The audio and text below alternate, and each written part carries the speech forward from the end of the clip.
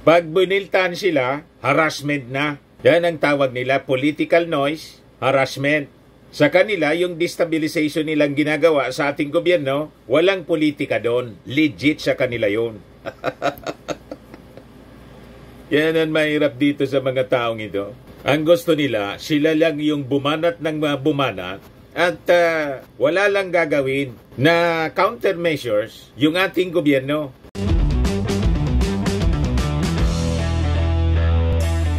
Ito naman po yung bago naming product na binibenta online. Eye Glow Serum, whitening po siya. Tingnan ninyo yung epekto sa aking anak na architect before and now. Yung mga inquiries po ninyo, dumiretso na lang kayo sa kanyang Facebook account, Riz Maravillas. Nagreklamo si Inday. Nag-react na po sa investigasyon ng Kongreso kung saan mga kababayan sinabit yung kanyang asawang si Man Scarpio saka yung kanyang kapatid na si Pulong sa drug controversy. Sinabit ng witness na si Jimmy Gumban. Sabi ni Inday, political harassment niya yung ginagawa ng gobyerno. Ayan po mga kababayan, na-interview ng Mainstream. Sabi dito sa report ng Manila Times, Sara denounces drug allegations against family allies. Yung allegations daw laban sa kanyang asawa is just a political noise at isang harassment. Pabiktim na naman po si Inday. Magpaliwanag na lang yung asawa mo sa Congress na sinasabi yung inyong asawa po at sa kasipulong, sila mismo yung may-ari ng 350 kilos ng shabu na nakapaloob sa magnetic lifters amounting to more than 6 billion pesos. Lumalabas, yung pamilya po ninyo ay siyang mga drug lords dito sa ating bansa. So ang maganda kung hindi totoo, then yung imbitasyon po ng Kongreso ay dapat po ninyong i-honor. Pag hindi, ang direksyon po ninyo niyan, tulad ng direksyon ni Tebes, Pacquiao, tapos siya Alice Goo. Diba? Hindi po pwedeng you just shrug it off at sabihin ninyong politika lang, political harassment. So sa inyo pala po, ang investigasyon ng Kongreso is just a political harassment. Pero yung PDEA leaks na inimbestigahan po ni Senator Bato implicating the President na nagpopulburon, ano tawag ninyo doon? Diba? In aid of destabilization. Legislation pala. So ito, in aid of legislation din ang investigasyon ng Kongreso. Sa inyo, political harassment. So pag kayo yung involved, political harassment. Pag yung Pangulo, legitimate investigation in aid of legislation, hindi destabilization at hindi din political persecution or harassment. Kaya hindi maniwala sa inyo yung mga mamamayang Pilipino. Kaya ngayon, pabulusok ng pabulusok yung inyo pong ratings at padilim ng padilim yung inyong pangarap na maging Pangulo sa 2028. Diba? Iyan kasi wala kayong tigil sa paninira sa ating Pangulong Bongbong Marcos. Simula sa inyo pong tatay, ayaw tantanan yung ating Pangulong Bongbong Marcos. Yung pamilya po ninyo yung nagsimula ng gulo. Hampas dito, hampas doon. Sabi ko na sa inyo, ang hindi ninyo kasi nare-realize na ang bawat hampas ninyo sa ating Pangulong Bongbong Marcos ng inyo pong kampo, ang latay mismong sa inyo tumatama. Tama? O ngayon, sabi dito sa balita, sasabayan ni Bato yung investigasyon ng Congress. Magsasagawa daw din po ng sariling investigasyon siya doon sa Senado. Ayan ba? Bato to conduct own drug smuggling probe. Ito ang talagang ginagamit sa politika. Pero yung sa Congress po, yun ang legit. Yung makikita ninyo po, yung investigasyon ng Kongreso, hindi yun in aid of destabilization. Talagang in aid of legislation po. Para sa hostisya. mga kababayan. Kasi sabi nga po ni yung star witness na si Jimmy Guban, 6 years na siya na languishing in jail dahil lang sa paghuli niya, mga kababayan, sa droga. Kasi sabi po ni Guban, ang sabit pala, ang may-ari pala noon, si Man Scarpio at saka si Pulong. Pati yung economic advisor po ni Digong na si Michael Yang. Yun ang sabi po ni Jimmy Guban. Kaya nakakapanindig balahibo kasi lumalabas ang mismong sindikato, yung taga-palasyo.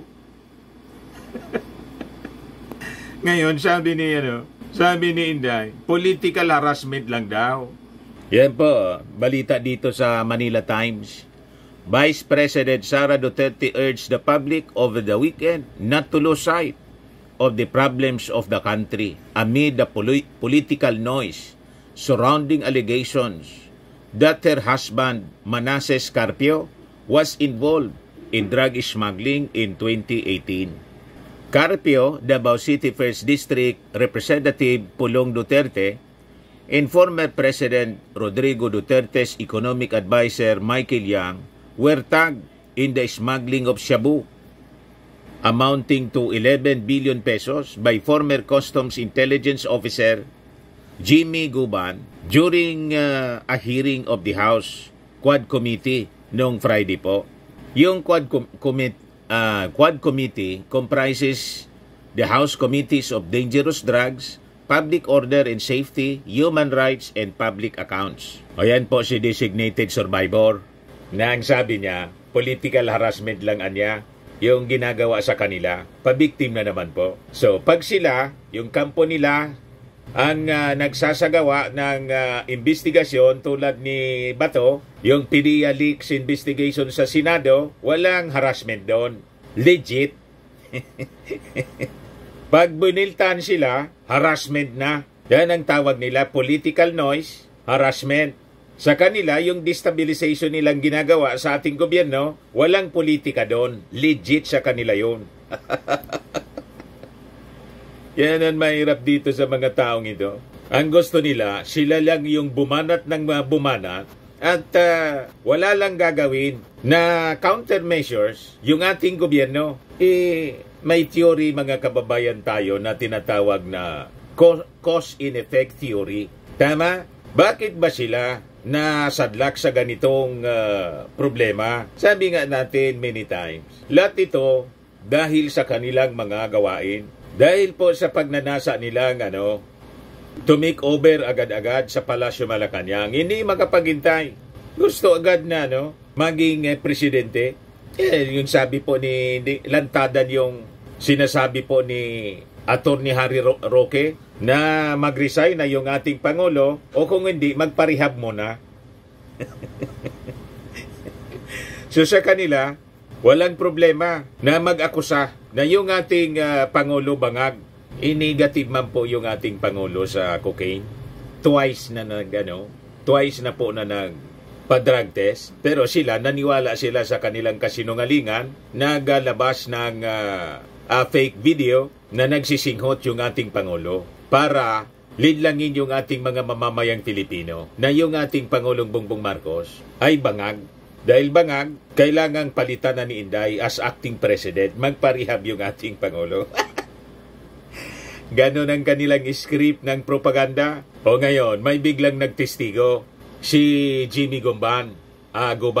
Tinuturo ngayon yung asawa ni Inday, saka yung kapatid niyang si Pulo, na siyang may-ari ng 350 kilos na shabu worth 6 billion plus. Yanig sila ngayon, biglang pa-interview si Inday at yung depensa napakababaw, political harassment niya. Yeah, boy. I have told my husband that any issues that he is involved in, he will be the one answering. While any issues that I am involved in, I will answer so that there will be a clear line on our statements. O di ayos, pinapatawag yung asawa po ninyo sa kasipulong sa Kongreso para ma-examine, ma-cross-examine ng mga magagaling na congressmen. Hindi tulad ni Bato na yung witness mga kababayan, imbis madiin yung ating Pangulo, lumabas yung totoo. Ang nadiin po yung witness, si Morales. Fake nga mga kababayan yung document. Hindi na yung pinagpatuloy ni Bato yung investigasyon. Tapos ngayon, magsasabi si Bato, mag-iimbestiga din daw siya. Magpi-privilege speech yata sa next week. O di mag-privilege speech ka, tingnan natin kung ano gagawin ng leadership ng Senado kung papagamit sa politika ninyo. Di ba? Mamaya mga kababayan, ibigay ko sa inyo yung sinasabi ni Bato de la Rosa. So sabi dito, however, Duterte believes that the appearance of Guban could be a form of political harassment in an attack against her, as it was time after she left the Marcos cabinet as Education Secretary and became more vocal on what the government should do to reduce poverty. Lagi na lang po yung reduce poverty. Anong contribution ninyo sa pag-reduce ng poverty? Wala man nga kayong binibigay sa mga mahihirap. Yung ating Pangulong Bongbong Marcos, saka si Martin Romualdez, ikot ng ikot sa mga provinces po para magbigay ng serbisyo. Yung bagong Pilipinas Serbisyo Fair. So sigang daldal ninyo po, Inday. Pero wala man kayong naitulong. Sige lang ang sweldo ninyo. Kaya nga yung sweldo ninyo at saka yung budget ninyo sa Office of the Vice President na dumoble, 2 billion plus. Dapat busisiin yun. Di ba? Kasi sabi nga natin mga kababayan, si Leni Robredo, 700 million lang. Tapos kayo, iniiling ninyo, 2 billion. Anong gagawin ninyo doon? Hindi pa nga ninyo na ipaliwanag yung 125 million na ginastos ninyo in 11 days na confidential funds. Tapos ngayon, hihingi kayo, sobra kadoble, 2 billion pesos na budget ng Office of the Vice President. Iwala man kayong naitulong sa ating bansa. Ngayon, nanggugulo pa kayo ang buong pamilya ninyo at mga nausog. Di ba? Yung tatay ninyo, nag-promise noon ng 7 pesos per kilo. Kung yun ang issue ninyo, yung bigas palagi. 6 years po yung lumipas, hindi man yan nagawa. Ngayon at least may 29 pesos na per kilo na binibenta po yung ating gobyerno. Di ba? She implored the public to focus on poverty and increasing food prices and not be drawn to the political noise daw, sabi ni Inday. The real problem right now is poverty and the problems of people getting expensive food, which is the basic need of our country. I hope they should not be dragged into the political noise, but we should focus on the real problems of the country, sabi po ni Inday. O, ito Inday, ang katibayan na nagbawas na yung mga mahihirap sa Pilipinas. Mula sa 12.1% noong 2018. Tingnan ninyo ngayon. 2021, tumaas pa siya. 13.2%. Full year poverty incidence among families. Ngayon, ng 2023, naging 10.9%. So, ang ibig sabihin, 2.99% yung binawas sa mga mahihirap na pamilya dito sa Pilipinas. That is among families. Ito naman, full year poverty incidence among population. Tingnan ninyo, 16.7% noong 2018. Naging 18.1% noong 2021. Bumagsak siya mga kababayan to 15.5% noong 2023. You see? So in millions, in a percentage siya. In millions naman, 17.67% 2018 to 19.90 panahon nito ni Digong. Ito, panahon niya ni Digong, 2021. Pag 2023, panahon na ng ating Pangulo, nangabawasan siya in millions, 17.54 in millions in 2023. So patunay na effective yung administration ng ating Pangulong Bongbong. Nabawasan niya yung mahihirap Noong panahon ng tatay mo. Naintindihan mo na, Inday? Yan o, 2023 full year official poverty statistics. O ito, good news. Sabi ng ating Pangulong Bongbong, mga kababayan, ikinagagalak ko na muling magatid ng magandang balita. Yan po yung ating Pangulong Bongbong 16 hours ago sa kanyang post sa kanyang Facebook page. Sabi niya dyan, kamakailan lamang nakamit po natin ang credit rating upgrade na A- mula sa rating in investment information, our highest rating to date. Nagpapatunay po ito na malakas ang kumpiyansa ng mga investor sa sigla ng ating ekonomiya. Ang upgrade na ito ay upgrade rin sa buhay ng bawat Pilipino. This will help us bring down borrowing costs and secure cheap and affordable financing for the government, businesses, and ordinary consumers. Ibig sabihin, sa halip na gumastos tayo para sa pagbayad ng interes, magagamit natin ang matitipid na pera para sa iba't ibang pampublikong serbisyo gaya ng infrastruktura, healthcare, facilities at pagpapatayo ng mga silid-aralan para sa ating mga mag-aaral. This will help us invest more on our people, paving the way for more Carlos Yulos in the near future. Ang patuloy na pagpapabuti ng ating credit rating ay mag-atid ng mas na maraming investments at dagdag na negosyo sa ating bansa na magdadala ng maraming kalidad na trabaho at mas mataas na kita para sa bawat Pilipino. Bagamat ito ang kauna-unahang credit rating upgrade ng aking administrasyon, hindi po tayo hihinto rito. We will keep giving our best to make sure that every Filipino benefits from economic growth until we break the cycle of poverty. Tuloy po ang laban para sa bagong Pilipinas. Yan ang ating Pangulong Bongbong Marcos. Kasi kayo, makalumang Pilipinas, makalumang mindset. Mindset ng mga taong mahilig, mahilig manggulo, mga selfish. Gusto sila lang ang nasa poder.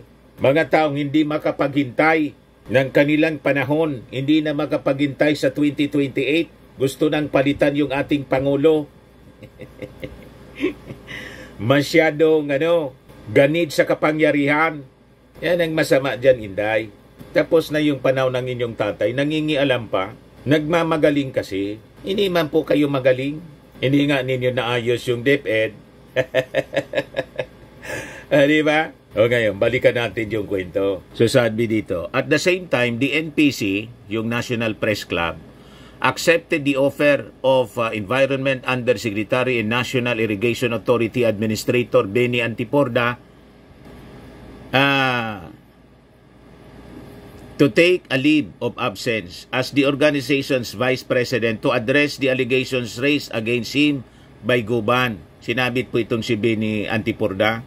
Guban, during the joint public hearing of the House Quad Committee, said Antiporda was the one who facilitated the release of the shipment containing the shabu from the Manila International Container Port. The NPC, as one of the oldest media organization in the country, joins the quest for truth and calls for a resolution based on facts and without bias. Meanwhile, Quad Committee Overall Chairman and House Dangerous Drugs Panel Head, Congressman Robert H. Barbers, stressed that while they were surprised at the allegations Guban made during the hearing, they would still weigh the credibility of his testimony. So sabi po niya, very fair po yung mga congressmen natin. Kaya sila po nagulat. Hindi pa man niya ito gospel truth na sinasabi ni Guban. Kailangan niya na isailalim natin sa scrutiny, i-evaluate natin. Kaya importante, yung mga minention niya, mga kababayan na mga pangalan, maimbita po sila. So, kailangan magpaliwanag si Carpio, yung asawa ni Inday. Pumunta siya sa Senate, sa Congress hearing para ma-cross-examine. Pati si Pulong, hindi pwedeng sasabihin ninyo, politika lang. Yan ang problema sa inyo Kaya nga si Digo, dapat sa kanya, voluntary, isubmit niya yung kanyang sarili sa ICC. para ma-defend niya yung kanyang sarili. In like manner po, si Bato, pati si Inday, pati po si Pacquiao, yung mga cases nila na kinakaharap dito at saka sa abroad, si Mrs. Marcos po, babae, di ba hinarap niya yung napakaraming kaso niya dito sa Pilipinas, in abroad? Yung trial of the century na naalala ninyo sa Amerika, hinarap po ni Mrs. Marcos, hindi siya nagtago. O ngayon, napawalang sala. O di wow, tulad ni De Lima po, hinarap niya yung kaso na final ng administrasyon ni Digong at nagpakulong, mga kababayan. Close to 7 years na nakulong. Yan ang mga matatapang. Pero ito pong grupo ng mga nausog, sina Digong, si Pacquiao, nagtatago po. Sabi nila, mga maiisog sila. Talo pa po ni GMA. Si GMA nagpakulong. Si Estrada, pati si Jinggoy, si Bong Revilla, lahat ito nagpakulong. Pero yung mga nagsasabing mga matatapang sila, maiisog, wala. Si Tebes, si Bantag, nagsipag-disappear. Si Pacquiao, sabi niya, son of God siya. Nakakita ka ng son of God? May-ari ng universe pagkatapos. Ayaw harapin yung kaso. Kung ano-ano mga depensa sa media, hindi man po kayo magkakaroon ng hustisya sa media, mga press releases ninyo. Ang hustisya po sa korte, kung saan kayo naharap ng kaso, doon dapat ninyo harapin, sagutin ninyo. So, importante itong si Carpio, Mans Carpio, asawa ni Inday, mag-attend siya ng Congress hearing. Pati si Pulong, i-confront ninyo yung witness, si Jimmy Guban. Doon ninyo sabihin na sinungaling siya. So the panel was specifically formed to investigate the link between Philippine offshore gaming operations or POGOs, the sale of land by Chinese, the discovery of drugs in warehouses in Pampanga. Kasi koronektado po sila in the extrajudicial killings that happened during the previous administration. Barbers stopped short of saying that Guban's testimony was credible as he wanted the committee to decide. Sabi po niya, I have my own opinion on his credibility, but I have to decide on the basis niya of the collective wisdom of the committee, as they will be the ones who will write the committee report, sabi po ni Congressman Barbers. He also said they remained open to entertaining other possible surprise witnesses of Guban's caliber, but stressed that they would vet the information the committee might receive. Many have already indicated that they want to reveal or share information with the committee, but like I said, while we welcome that, we will weigh them to see if they could help the objective of the committee. Barbers also said that they would not create any politically motivated committee reports, as they just wanted to stick to the truth. The committee has already invited Representative Duterte, si Pulong po, si Mans Carpio, asawa ni Inday, si Antipurda, at saka si Paul Gutierrez to the next hearing. So mag-ready na kayo ng inyong mga sasabihin sa Kongreso. Hindi yung daldal kayo ng daldal sa media, sasabihin ninyo political harassment.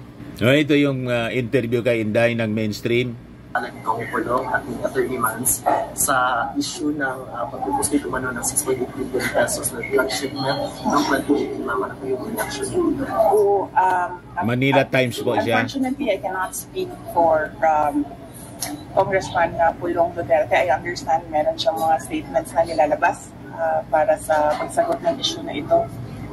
At napag-usapan din namin ng aking asawa, si Mans Carpio, na kung ano yung sa kanya na issue ay siya lang yung sasagot, at kung ano yung sa akin, yun lang din ang sasagutin ko para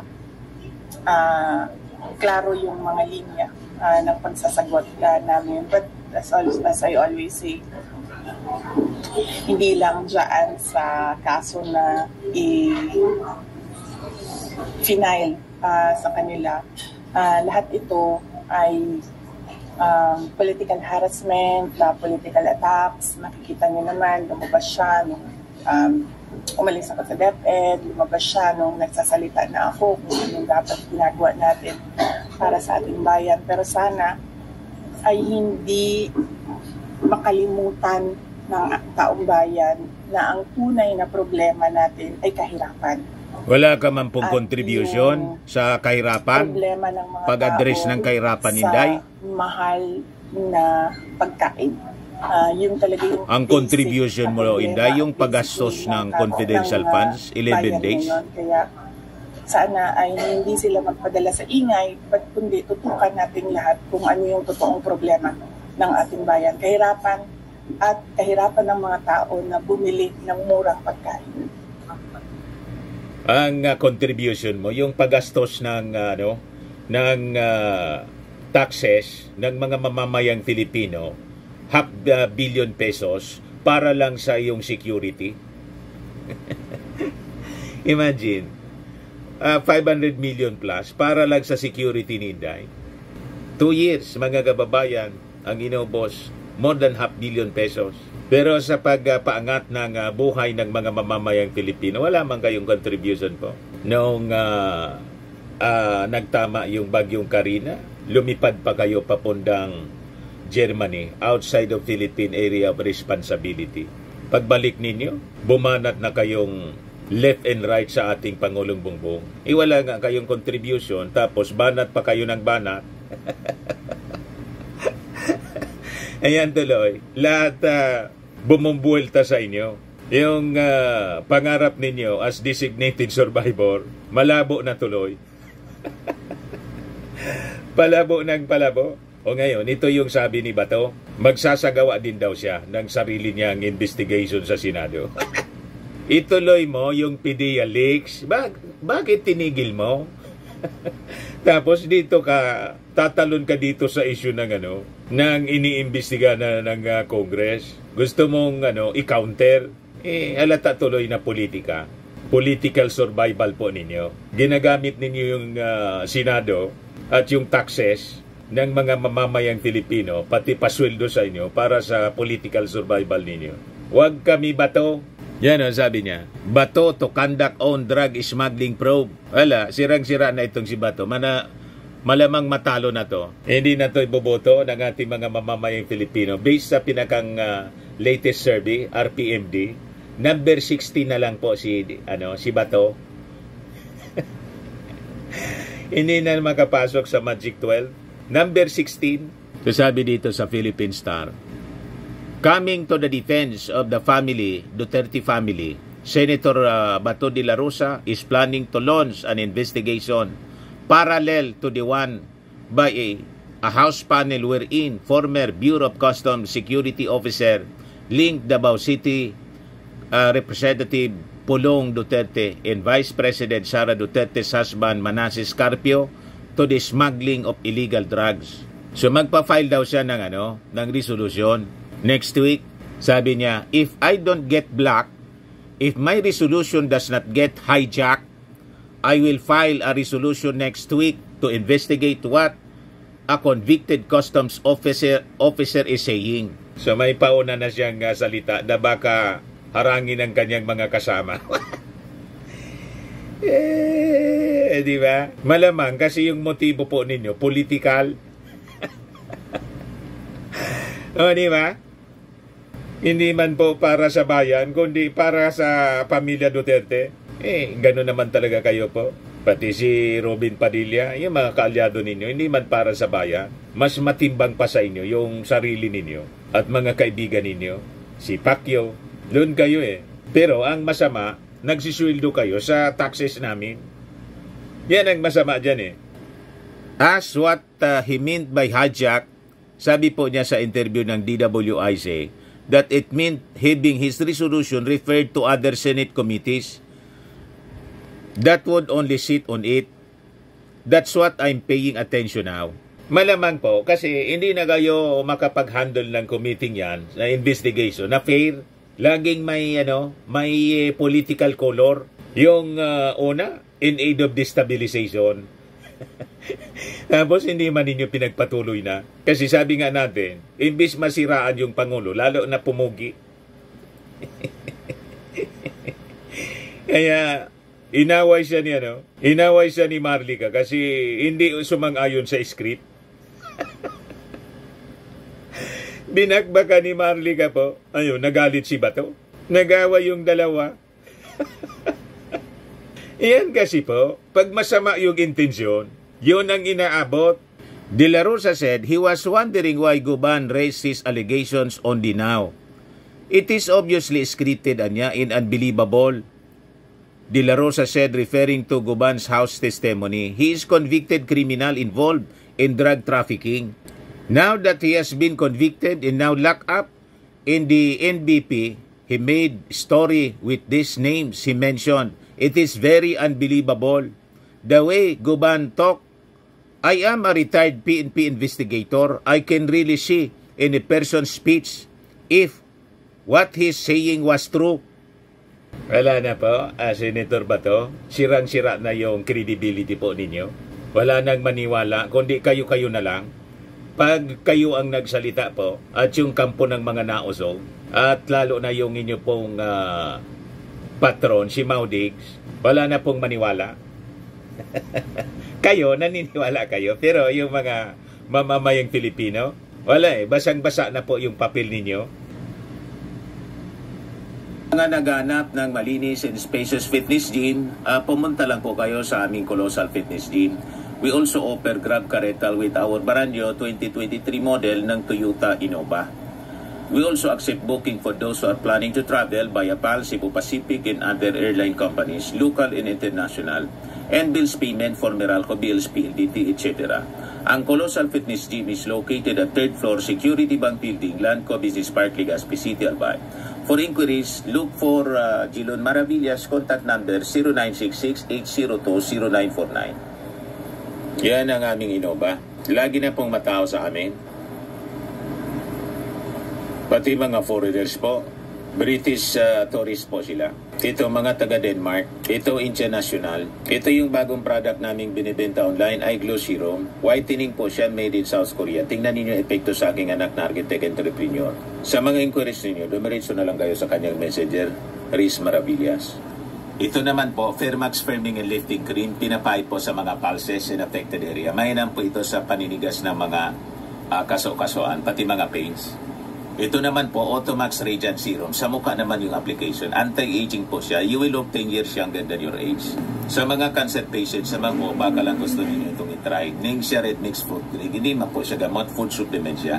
Kaya lang gawa siya mga kababayan sa goji berry. Yung goji berry may anti-cancer properties. Sa mga inquiries ninyo, dumiretso na lang kayo sa aming messenger sa Facebook. Ayos po, ako po si Dante Maravillas. Bye-bye.